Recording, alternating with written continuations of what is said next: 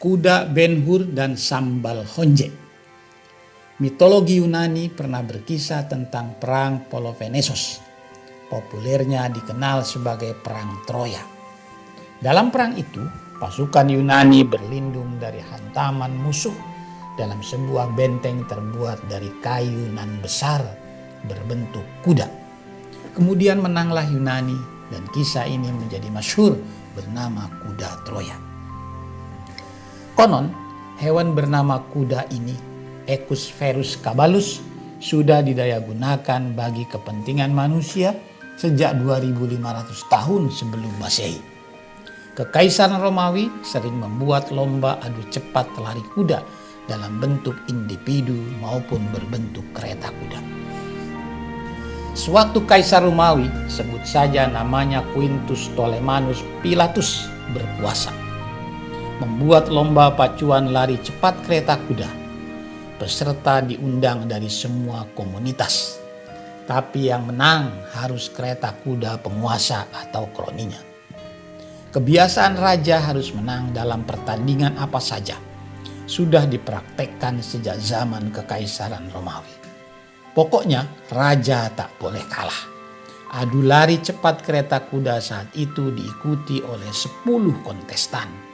Seorang peserta non-Romawi bernama Judah Ben-Hur muncul ke gelanggang. Mengendarai kereta ditarik 4 ekor kuda kepunyaan Syekh Ilderim yang datang dari Jazirah Arab. Semua kudanya berwarna putih, masing-masing bernama Antreas, At-Toir, Aldebaran, dan Richel. Hasilnya, kuda-kuda itu mampu merontokkan dominasi kereta kaisar yang dikemudikan oleh kepala garnisun Romawi di benteng Anatolia bernama Tribunus Messala. Padahal mereka sudah curang dengan menempelkan bilah-bilah tajam pada baling-baling rodanya.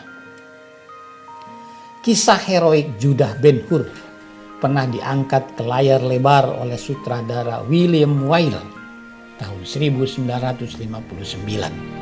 Kisahnya mengadaptasi dari novel berjudul Ben-Hur A Tale of the Chris karangan Leigh Wallace yang terbit pertama kali tahun 1880.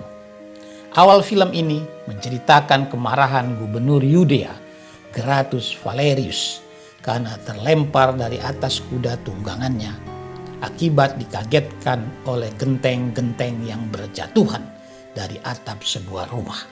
Rumah itu milik keluarga Ben-Hur. Akibatnya Judah Ben-Hur menanggung siksa hukuman, sementara ibunya Miriam dan adiknya Tirsah harus menjadi penghuni lembah orang berpenyakit kusta. Walau berserang beberapa tahun kemudian, Miriam dan Tirsah sembuh secara ajaib karena terkena air hujan saat menyaksikan Yesus wafat di salib. Untuk memiliki kepiawaian merawat kuda agar dapat berlari kencang, tidak usah repot-repot pergi belajar jauh ke negeri koboi. Menurut Sahibul Hikayat, datang saja ke kaki gunung Palasari.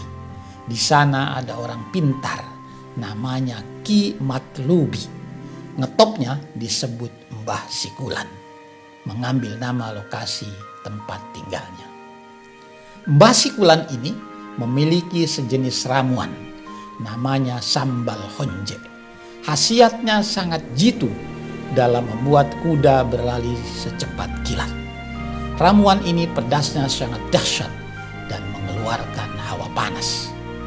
Terapinya, setiap pagi Mbah menepuk-nepuk pantat kuda, kemudian mengolesi sambal honje secara bertahap dan merata ke bagian duburnya. Akibat olesan yang dilakukan setiap pagi itu, maka lari kuda semakin hari semakin kencang. Suatu hari, Mbah sedang merawat kuda pacu jenis quarter horse pesanan joki terkenal asal Irlandia, Frederick Jane Fallon. Sebagaimana lazimnya, Mbah yang jalannya mulai tertatih-tatih ini memulai dengan menepuk dan mengolesi ramuan ke dubur kuda secara bertahap. Menjelang akhir perawatan, kuda pacu bernama Quarter itu berlari sangat kencang sehingga Mbah tak mampu lagi mengejarnya. Untung saja Mbah Sikulan masih memegang sisa ramuan. Dengan nafas terengah-engah, dibukanya sedikit bagian belakang celananya dan diolesinya pelan-pelan ramuan sambal honje tersebut ke duburnya sendiri. Ternyata saking panas dan pedasnya, Mbah seketika melesat kencang laksana kilat melewati kecepatan kuda pacu asuhannya itu. Oh, rupanya selama ini Mbah belum pernah mencoba sambal honje untuk kepentingannya sendiri. Baru tahu ya Mbah.